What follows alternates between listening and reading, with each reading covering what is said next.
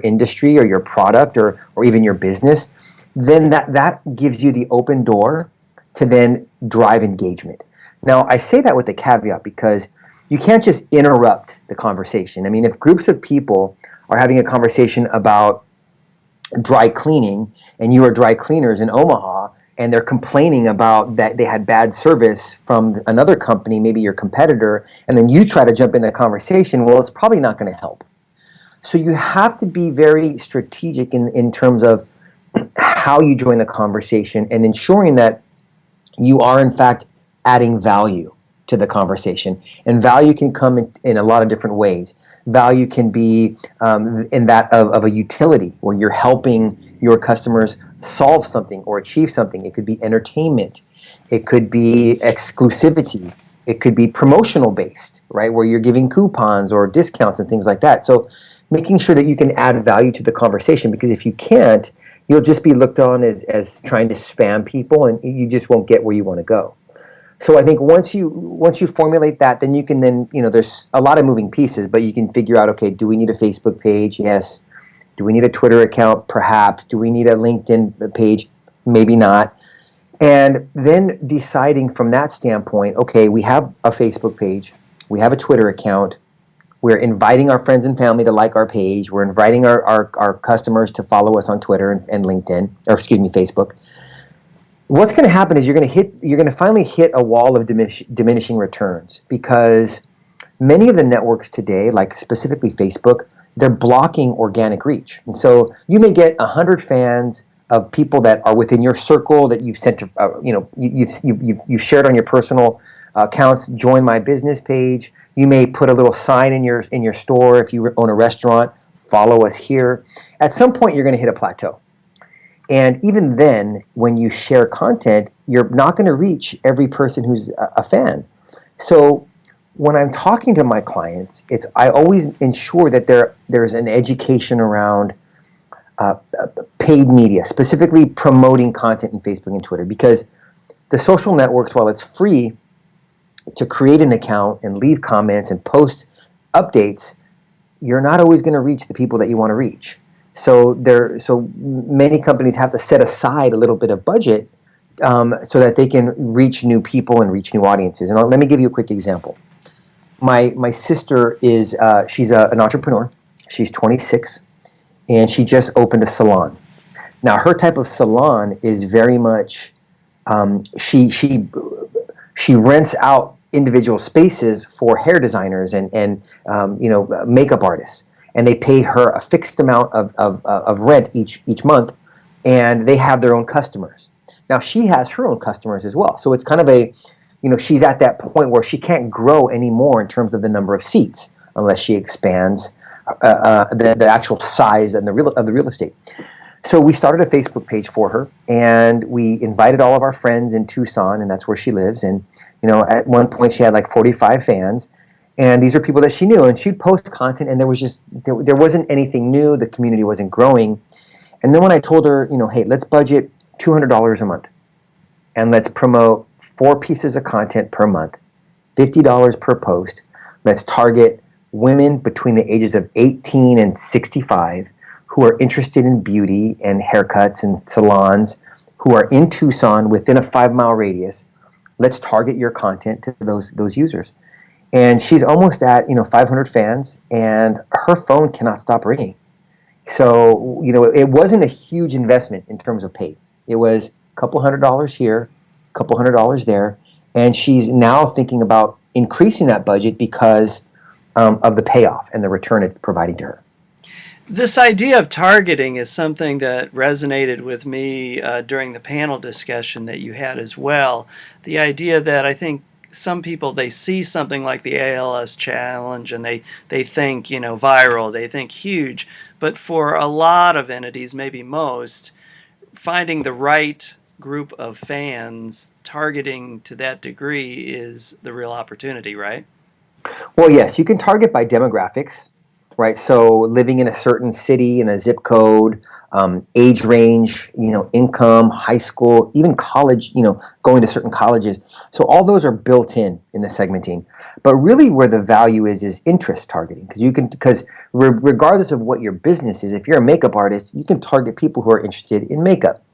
And the way that Facebook does that is if I'm interested in makeup, I probably like or comment or share or follow certain makeup related brands. And so that information is gathered about me and provided to companies who would want to target me. And you can contextualize it any way you'd like, whatever business you're in. Even if you're a college trying to, recruit, MBA students, right? You can be very focused in how you want to do that. So that is where the true value is. And there's other things that you can do as well. I mean, if you're a small business and you have a website, you can retarget people in Facebook who have gone to your website. So for example, I go to Amazon all the time.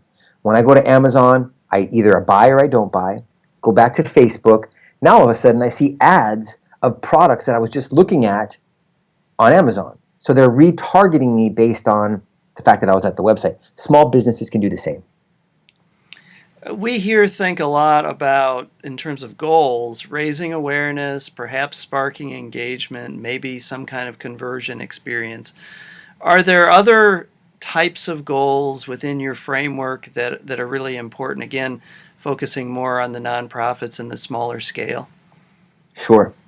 I mean, sharing and clicks and likes and comments, they only take you so far, right? They're not going to, they're great on a PowerPoint presentation. If you're presenting it to your CEO or manager, do they really move the needle? Some would argue yes and some would argue no. I would say the ultimate goal for a nonprofit organization is donations, right? And being able to acquire new donors or people who are donating and giving based on what they care about. And you can track that. You can certainly track that. It's not hard to do. You use a promotion code. You may have unique promotion codes for different channels, so you can track which social network is giving you the best return. And then if you're a nonprofit and you have local events, right? Event attendance and questionnaires on how people who arrived at the event found out about it. You can actually create event pages on Facebook and monitor RSVPs that way. So I think at the end of the day, I would call a conversion. And in my mind, a conversion is somebody who has completed an action that you wanted them to complete. Attend an event, buy a product, donate to your cause, fill out a form, download a white paper. So that to me is the ultimate conversion. Everything beyond that is anecdotal, and it's on the surface, it's not as high priority than a conversion would be. My class in the spring participated in a 4-hour event to raise milk and dairy donations for food pantries in town. And we had planned around Facebook and Twitter, but what really ended up surprising us was the activity on Instagram. That people were wanting to, we had milk stashes, and people were wanting to post those photos with the milk stashes. Is Instagram something that you're seeing built into more campaigns now?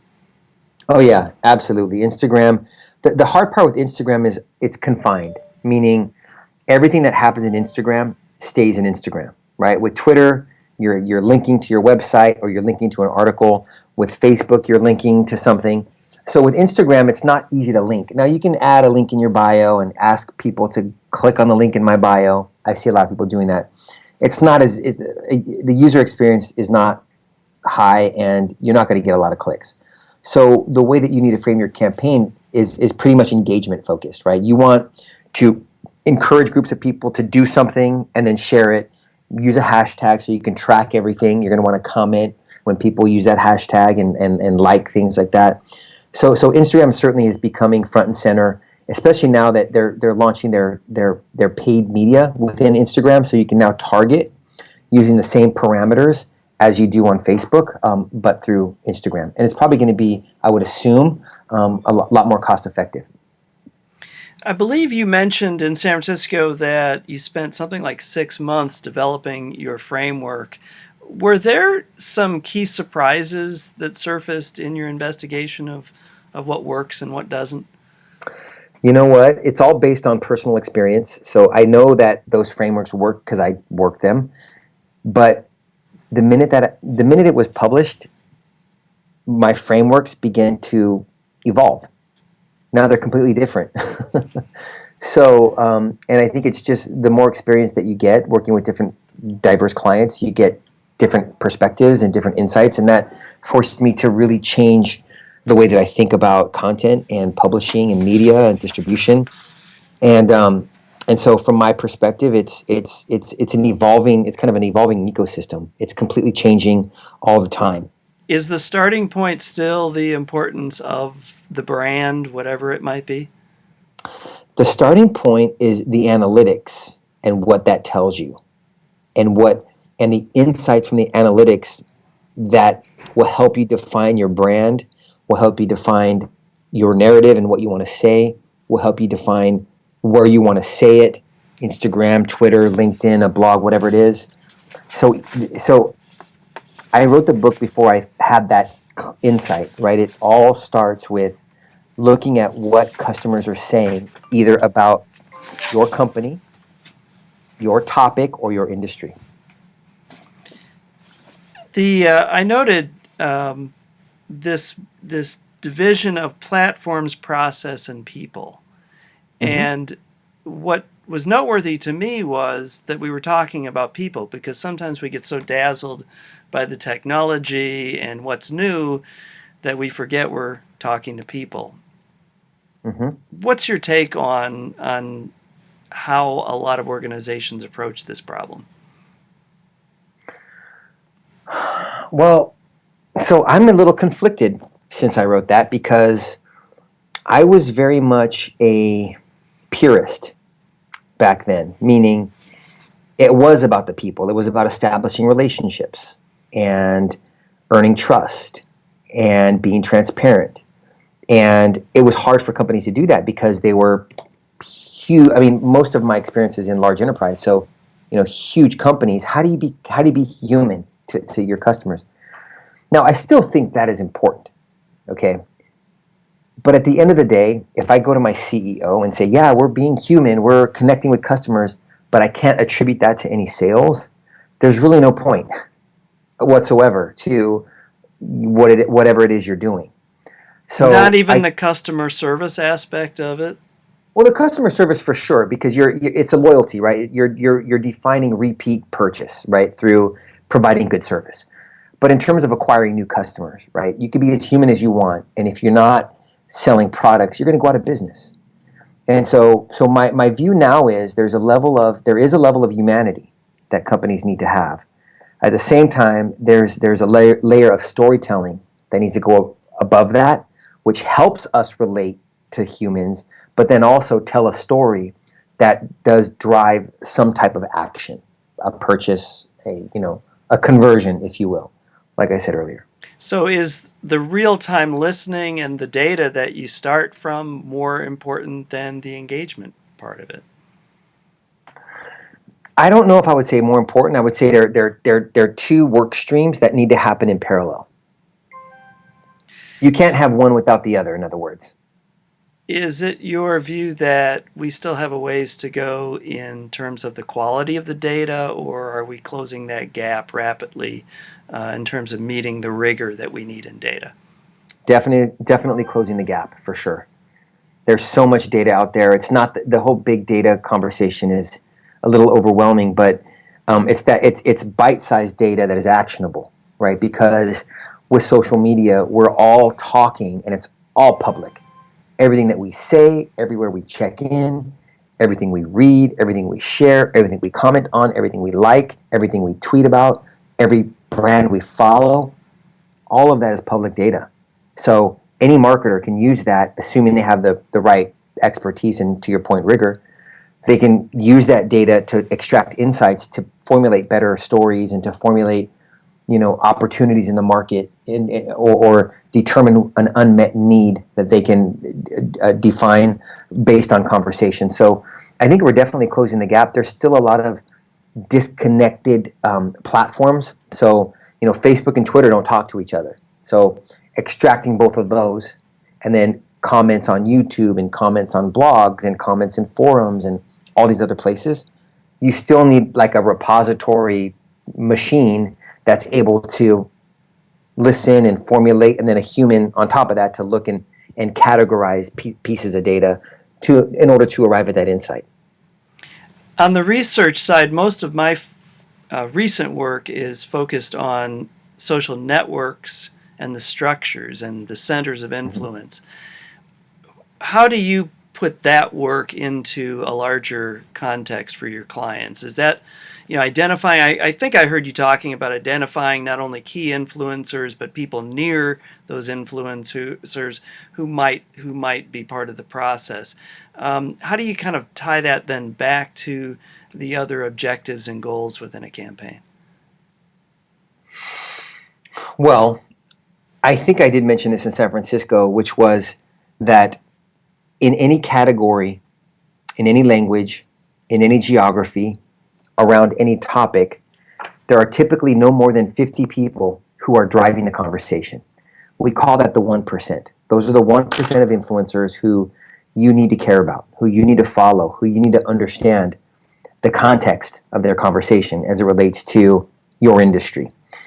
So that 1%, and it's more than just identifying who they are. It is activating them. It's reaching them with your message, either through PR and media relations, through engagement in social networks and paid media, or through personal relationships. And because there's only 50, there's certainly a way to scale that, right? You can probably call 50 people in a couple days, or maybe a week, and you can establish relationships. But there's multiple things that you need to do to surround sound that group of people, and they're the ones who are moving the market. If the way that we look at the industry is through that model, that lens of 1-9-90, that 1% of influencers influence the 9%. The 9% repackage all of that content. They like, comment, share. They curate. They give their own perspective, and then they share it with the 90%. The 90% are fine with being influenced by their peers. The 9%, or through search when they Google something on and look it up on Yelp or some eBay or whatever. And so my philosophy is you focus on the 1 and 9%, you'll have the 90% covered. We started a project back in the fall of 2010 called Omaha 10-10-10, in which we were trying to predict what the world was going to look like 10 years from then. Well, we're about halfway to 2020, and we didn't do that well. We had all kinds of thought leaders taking a shot at it, but we're asking people again who are in the know, what do you think this is going to look like 5 years from now? God, that's a great question. I'm certainly not a visionary. I see a lot of integration with networks. Wearable technology is I mean, it's either a Fitbit or a Google Glass or some type of piece of technology. I see that being front and center, and the ability to have your network on your wrist or on your head or in your ear or what have you, being able to like real time engage in conversations more so than picking up my device and then logging in and doing that. So I think the access is going to improve through wearable technology. I think that there's going to be a lot of consolidation in the market with, Twitter may not be around then. Who knows what it'll be next, right? We have real-time video with Periscope. And I'm still not a fan or user of that. I'm believe it or not, typically a late adopter with new technologies like that. But from a user standpoint, I study them from a brand standpoint, but not using them. I hate being on video, by the way. So this is kind of a big deal for me, the fact that we're on Skype here. But my point is, I think that there's going to be a lot of consolidation, and I think that access to social networks are going to be much easier and faster, almost like an always on, right? You're always going to be on something, more so than we are today. So that's to the extent of where I think we're going. I mean, that's going to also generate a lot of behavioral data potentially, right? If we're wearing all these devices and being tracked that way. Behavioral data, absolutely, and there's going to be more data, more data than we could ever imagine in 5 years from now. I can imagine even more data than what we have today. Everything that we do is recorded somehow. Every click, every website, everything. At some point, who knows, with virtual reality and I've read things about implants that you would have in your arm or in your eyes or what have you, that will track what you look at and what you see and what you hear. So it's fascinating, a little scary, but fascinating because, and we're right at the forefront. We're just like at that cusp. Is there anything else that I haven't asked you about that if you were in my class next week, you would tell my students? No, not off the top of my head, but I'm sure that tonight at 2 o'clock in the morning, it'll go off, and I'll have something, and I'll certainly email you. I want to throw it out there to you. Appreciate you inviting me to have this conversation.